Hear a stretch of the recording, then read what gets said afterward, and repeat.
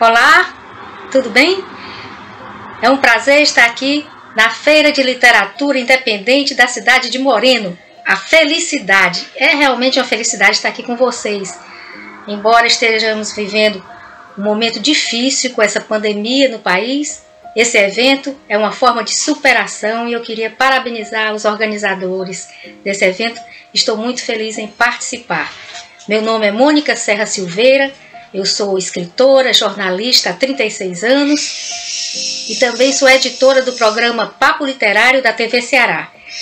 Eu trouxe para vocês uma oficina sobre conto, embora eu também seja jornalista, romancista, contista, poetisa e escrevi também livros de literatura infantil, mas escolhi o conto porque foi o livro de estreia, o gênero que eu estreiei na literatura foi o conto, né? E então essa oficina recebeu o título de Processo Criativo, né? O Caminho Criativo do Conto. Vamos falar então do primeiro livro, né? O livro de estreia, que foi esse, Eu Conto, que é um livro com 3 histórias curtas. E ele tem uma ligação. Cada conto fala também de uma forma diferente sobre comunicação, ou a falta dela. Então, é um livro temático, porque ele liga os contos por um tema, de formas diferentes. Quando eu escrevi esse livro, eu levei para um crítico conhecido na cidade de Fortaleza. Ele leu e achou que não estava pronto aí. Não, você tem que alongar um pouco esses contos, trabalhar mais os personagens, porque na época era mais comum se fazer contos longos, né? Mas um professor, poeta muito famoso, o professor Antônio Girão Barroso, que é da Academia Cearense de Letras, era da Academia Cearense de Letras, né? Que já partiu, deixando muita saudade, uma obra muito boa, muito bonita. Ele me incentivou a publicar. Ele disse, não, publique, está muito bom, publique o livro, e foi meu padrinho literário.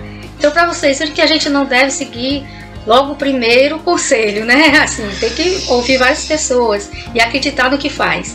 E aí eu publiquei o Eu Conto, com histórias curtas. O segundo livro, Eu Conto número 2, também tinha uma temática ligando a aparência, a importância da aparência, o que a aparência faz na sociedade, o que ela representa, né? Então, são várias histórias diferentes, curtinhas, também que tem uma ligação com o tema. Muita gente acha que ter um tema, uma encomenda de um tema, é mais difícil, é um desafio. Mas para mim foi um desafio bom. Eu gosto de escrever com tema, para mim é mais fácil. Mas tem também aquela liberdade de escrever o que dá na telha. Assim, a gente começa a fazer uma história livremente e aquela história vai surgindo aos poucos, também é muito bom. E tanto que meus 2 outros livros foram assim. São histórias que não tem nada a ver uma com a outra, foram surgindo livremente. Esse aqui, o Prêmio, né? É um livro de contos longos, porque eu já tinha feito a experiência dos contos curtos, depois os contos curtos ficaram na moda, inclusive os microcontos, né? Mas aí eu já tinha passado por essa experiência, quis fazer os contos mais longos, né? Que também são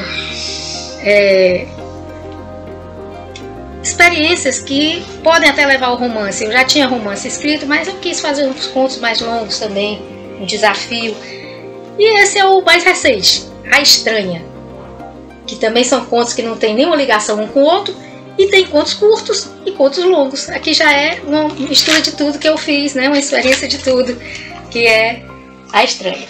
Bom, mas vamos falar do processo criativo. Olhando de uma forma mais ampla, o que é literatura, né? Eu fui pegar uma definição. Literatura, a arte de compor ou escrever trabalhos artísticos em prosa e verso. Mas o que faz da literatura uma arte? Qual é a diferença da literatura para outras formas de escrita? Bom, se a gente escrever, por exemplo, uma bula de remédio, ou antigamente se escreviam listas telefônicas, nesses 2 casos haveria apenas simplesmente a informação. Ali é uma escrita de informar as pessoas sobre determinadas coisas, uma bula de remédio, uma lista telefônica. Mas quando eu escrevo um conto, uma poesia, um romance, uma crônica, eu coloco um elemento a mais, a emoção, o sentimento, né? Então, um dos elementos para criar uma obra de arte, uma literatura, a emoção. Mas só a emoção faz a literatura ser uma arte? Será? Se a gente soltar assim, sem nenhum sentido, nossa emoção no papel, se torna uma literatura? Eu acredito que não. Então teria um outro elemento. Qual seria? A técnica. Que é uma técnica que cada escritor tem sua técnica, mas existe aquela técnica que vem passando de geração em geração, que se pode aprender em cursos e tudo, mas emoção e técnica. Isso bastaria para fazer uma literatura? Se a gente for numa oficina, por exemplo, de pintura, muita gente faz por terapia, aprende a técnica de faz uma pintura, copia aquela obra de arte, coloca no quadro, não deixa de ser arte. Mas aquele patamar mais elevado da arte, né? Será que só a técnica daria? Acho que não, tem que ter outro elemento, criatividade. Então seria emoção, técnica e criatividade que poderia fazer uma obra de arte num patamar mais elevado, que todo mundo conhece. A pessoa passar ali e diz, isso aqui é uma obra de arte. A gente passa no lugar, vê um quadro, essa é uma obra de arte. Lê um livro, é uma obra-prima, é uma obra de arte. Não precisa ser também uma obra-prima, mas é uma literatura como arte. E por que a gente reconhece essa obra de arte, essa literatura? Porque ela tem alma, não é isso? Ela ganha alma, por isso ela se torna uma obra de arte. Quando a gente escreve, muitos autores dizem isso, eu inclusive, o personagem vai ganhando vida, então ele vai tomando conta, e ele mesmo vai fazendo as coisas, ele foge do controle da gente um pouco, porque ele ganha alma, né? Então é preciso ter alma na literatura. Agora, claro que tem que ter alma, mas a gente tem que ter um controle sobre o que está escrevendo. É como representar, né? Ele recebe aquele personagem, né? Incorpora, mas ele tem controle, o ator tem controle sobre o personagem. O escritor precisa ter controle sobre o texto também, para passar o que ele quer passar. Então eu vou falar aqui agora do meu processo criativo, como é que eu faço os meus contos, né? Esse aqui especificamente para contos. Então eu busco 3 coisas: o começo, prender o leitor, depois o desenvolvimento, envolver o leitor, e por fim, o final, surpreender. Prender a atenção, envolver, surpreender. São 3 coisas que eu faço quando estou escrevendo um conto, né?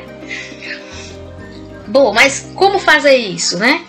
Aqui é uma apostila que eu escrevi, que tem esse processo criativo. Tem outras coisas também, fala da história da literatura, fala de autores de contos famosos, mas tem também aqui o meu processo e eu vou falar sobre ele, né? Aqui, o começo, né? Como prender a atenção? Um jeito é um início impactante. Uma das formas, um início impactante, que causa impacto. Tamirovsky abriu os olhos. Não estava morto como pensara. Já se vira morto várias vezes e tinha medo de não saber ao certo quando tivesse morrido de verdade. Dá vontade de ler? O impacto que causa a morte. A morte sempre causa um certo impacto na gente. Quem era aquele homem torturado pelo sentimento mórbido? Então é uma forma de impactar o leitor para ele ter curiosidade para o resto do conto. Um outro conto falando também de morte. O caixão bem no meio da sala. Dona Isaura, mãe do meu amigo Sandoval, deitada entre as flores brancas. Mais uma vez o ambiente sombrio, comovente, que teria levado Dona Isaura à morte, porque seria aquela história começando com um velório, né? É uma forma de impactar. Lucianita já passara, e muito, da idade do primeiro namorado. Passara da idade do primeiro namorado. O namoro, o romance, o sexo também são formas de impactar o leitor. Causa impacto. Então, quem era aquela mulher que não conseguiu namorar na época certa? E por quê? Aquilo ali causa uma curiosidade no leitor. Outro início de conto. Léo e Lia estavam sentados há horas, um distante do outro, num quarto silencioso e quase que totalmente escuro. Que estranho, duas pessoas sentadas, né, num quarto escuro, em silêncio. O que é que quer dizer aquilo? O mistério. O mistério é outra coisa que causa impacto no leitor.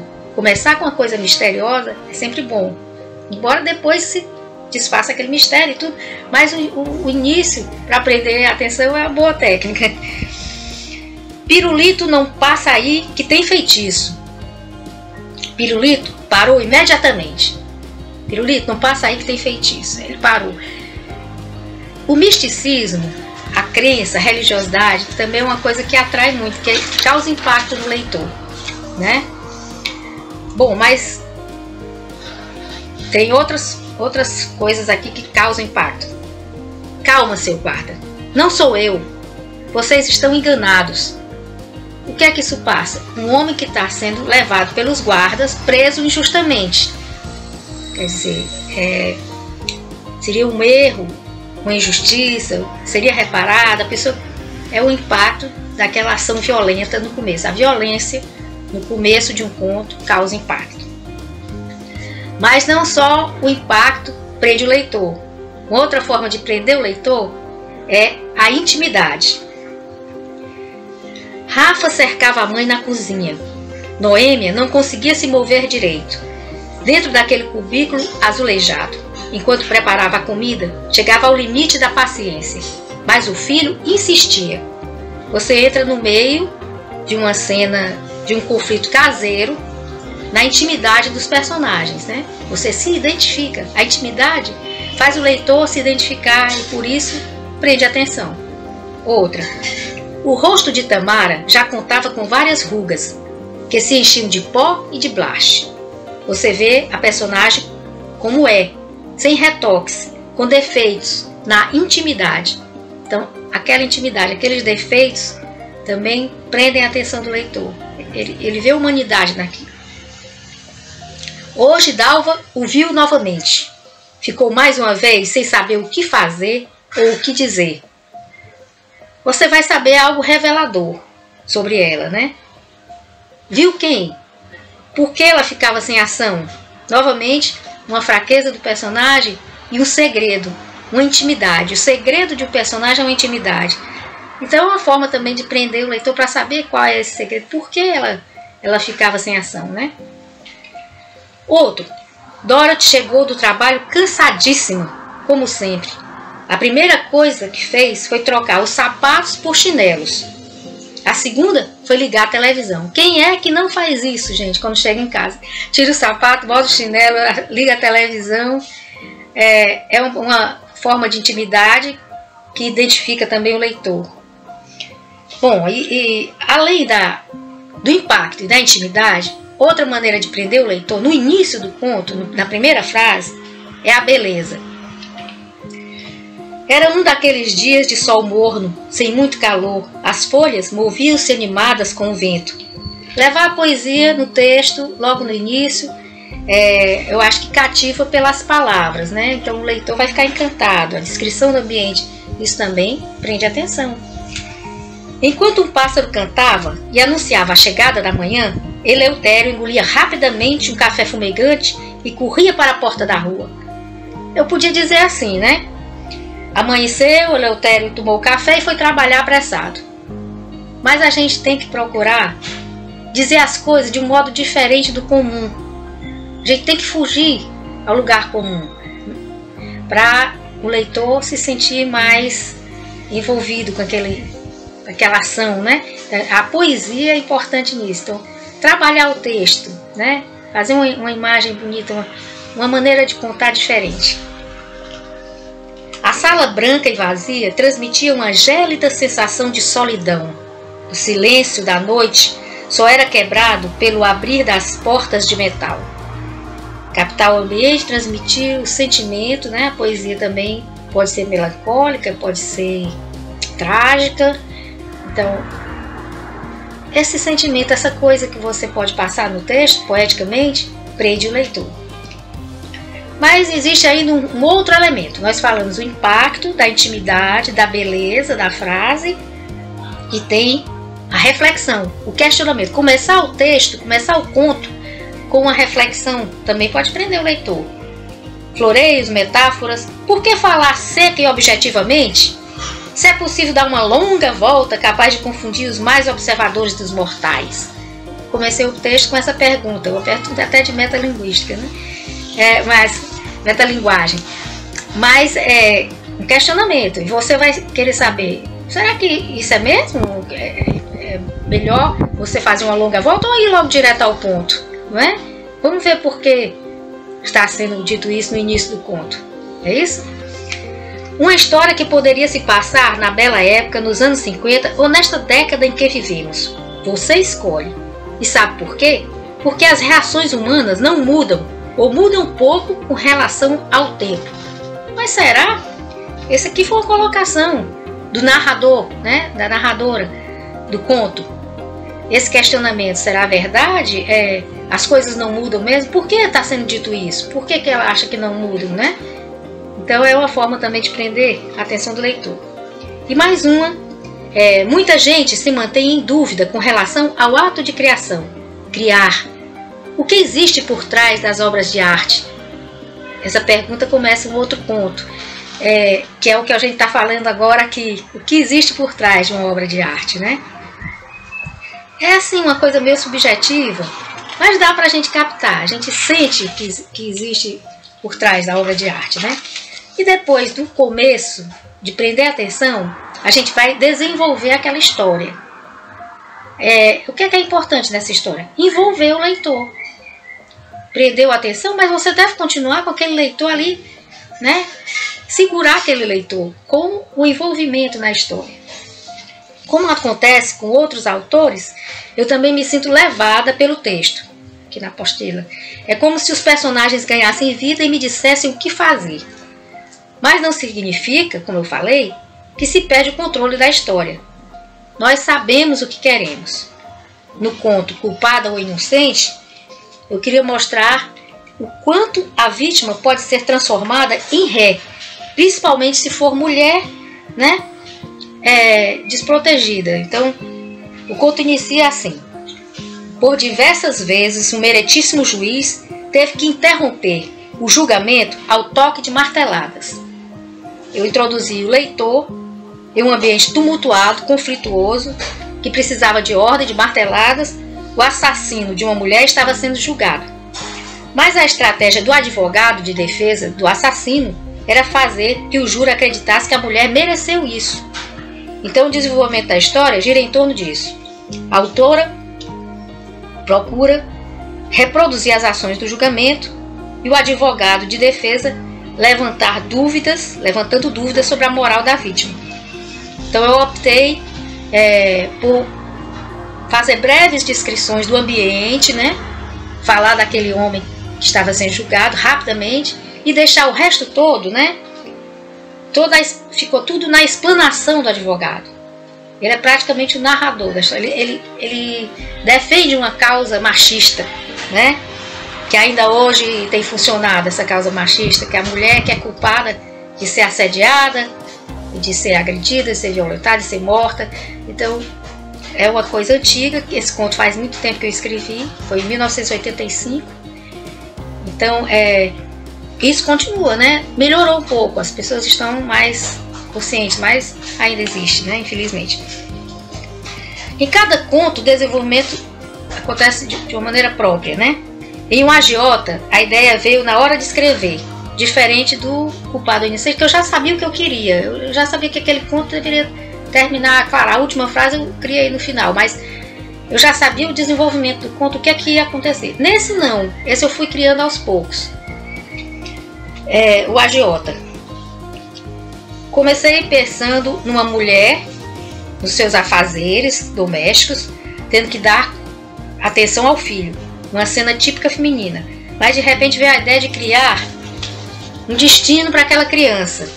Primeiro, a mãe é uma mãe pobre, o menino está pedindo uma camisa de time de futebol, ela não pode comprar, Então, eu criei uma forma daquele menino conseguir aquela camisa por ele mesmo. Para isso, eu teria que dar algumas qualidades àquele personagem de criança, né? Tinha que ser determinado, inteligente, né? Menino esforçado. Aí aquele menino, esse seria o primeiro desafio dele. Com aquela primeira conquista, o menino buscaria outras, né?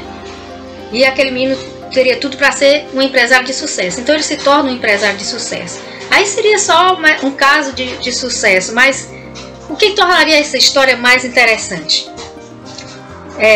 Isso não teria nada de mais ele ser um empresário de sucesso. Aí o que tornaria interessante é se o menino se tornasse um homem impiedoso, ganancioso. Então eu transformei esse menino num agiota. Ele se transforma num agiota, né? Ele não consegue, ele não se constrange em levar o único bem de um velho amigo do pai dele para pagar uma dívida. Ele não tem nenhum remorso disso e acha que é certo. Aí o que a gente pode tirar disso? Um final inesperado. Se o agiota levasse a televisão do homem pobre, só seria uma constatação do mal que se repete sempre nesses casos. E o que surpreenderia ainda mais? Se esse homem desistisse da ação má, ao se reconhecer na situação do outro. Como eu poderia fazer isso?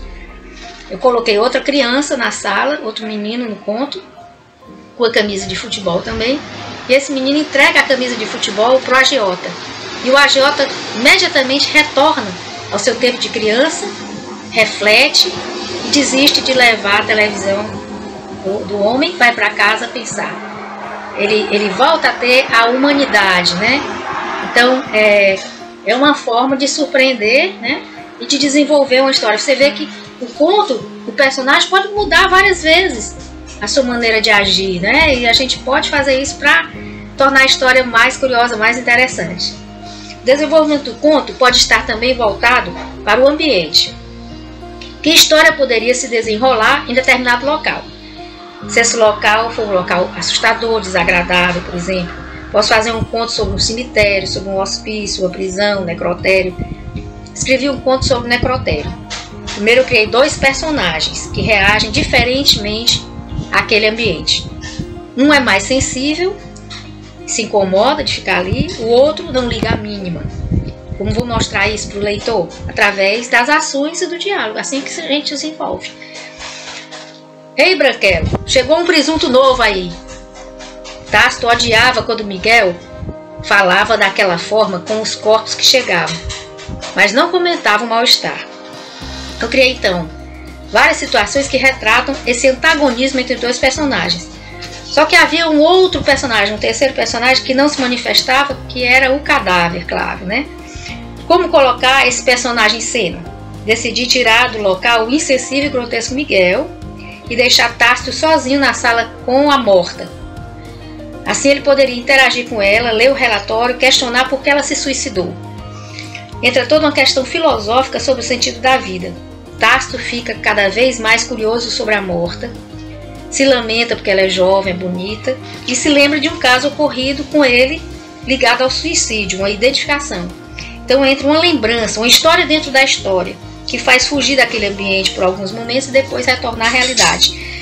O desenvolvimento do conto pode ter essas possibilidades de viajar dentro do conto, mudar o ambiente, você cria, você sonha, você coloca lembranças, mas tudo de uma forma sintética, né, resumida, porque o conto tem esse formato mais resumido. Então a gente procura colocar isso de uma forma... Isso é que é o difícil do conto, né? Sintetizar aquela história e contar logo, né? Porque diz que o conto... O romance seria um longa-metragem, o conto é uma fotografia. O longa-metragem a gente vai assistir aquilo ali tudinho para saber o que aconteceu. E a fotografia a gente olha e já vê o que aconteceu. O conto é isso, né? Segundo alguns autores. Bom, e agora que a gente já falou do começo, né, que pode ser prender a atenção de diversas formas, falamos do desenvolvimento, vamos falar do final, né? Da surpresa. O final surpreendente é realmente, eu acho, muito importante. Como já foi dito por outros autores, é interessante haver a surpresa no final. Tem um autor, o Inácio Loyola Brandão, que é um escritor muito famoso, né? Ele contou uma história que com 8 anos de idade, a professora pediu para ele fazer uma redação. Aí ele fez uma redação sobre a Branca de Neve e os 7 anões. Só que no final a Branca de Neve matava os 7 anões. E os alunos riram na sala, né? Embora fosse uma coisa trágica, eles riram e surpreendeu. E a professora disse para ele: olha, como escritor, você está no caminho certo, porque você surpreendeu no final. Ele diz isso porque ele defende também essa questão da surpresa. É uma coisa que faz a literatura ser mais instigante, né? No final. Mas essa surpresa não pode simplesmente contrariar toda a lógica da história, só para enganar o leitor. Não se trata de enganar, mas surpreender. Nunca comecei pelo final, como Horácio Quiroga, por exemplo, que diz que começa o texto pelo fim e depois vai desenvolvendo o resto. O meio, o começo. Pode ser uma experiência interessante, mas eu não consigo porque, para mim não funciona, porque eu preciso me surpreender junto com o leitor. Eu me divirto fazendo aquele conto, embarco na ficção e se eu souber o final, fica sem graça. Então eu tenho que criar o final junto com a surpresa também do leitor, né? Além da surpresa, outro elemento interessante no fim do conto é a mensagem, a reflexão sobre tudo que foi dito. O que eu quis dizer com aquela história, né? Não precisa ser uma coisa clara, é melhor até que não seja, que deixe a coisa em aberto para o leitor decidir, né? O que é que ele acha. Em O Agiota, o conto acaba assim: recostado em sua confortável cadeira, meditou sobre a vida. É o final. A frase final de O Forasteiro é essa: Tiago, o hábil caçador, caiu na própria armadilha. Constatação do conto, né? Que é o que resume. Em Arnóbio, que é aquele do velório que eu falei no começo, o conto acaba assim, com uma pergunta. Inclusive ele fala de velório, mas é um conto cômico. Aliás, você conhece o Arnóbio? O Arnóbio era um frequentador de velórios, né?